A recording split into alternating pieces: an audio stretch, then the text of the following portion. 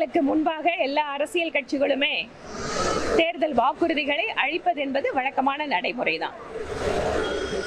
ஆனால் புதிதாக வந்திருக்கக்கூடிய ஒரு அரசியல் கட்சி இந்த அளவிற்கு வாக்குறுதிகளை அள்ளி கொடுக்கிறார்கள் என்றால் நிச்சயமாகவே ஆட்சிக்கு வருவதற்கு அவர்களுக்கு வாய்ப்பு இருக்கிறதா என்று மக்கள் சந்தேகப்படுவார்கள். ஒன்று.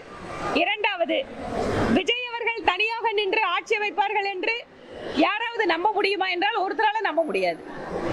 விஜய் கட்சி இன்று தனிப்பெரும்பான்மையோடு தமிழகத்தில் ஆட்சி அமைக்குமா, அரசாங்கத்தை அமைப்பார்களா? நிச்சயமாக இல்லை. அப்படி இருக்கும்போது வாக்குறுதிகளை நாங்களும் நல்லா இருக்குங்க.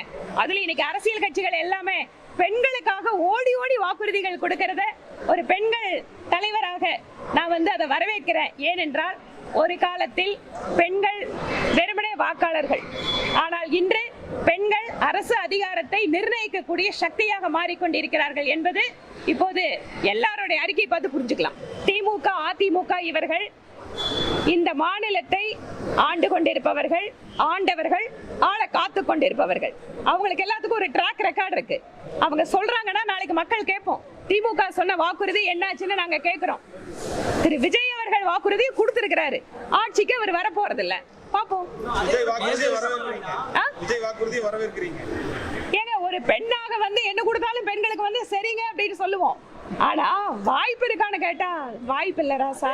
அதுதான்.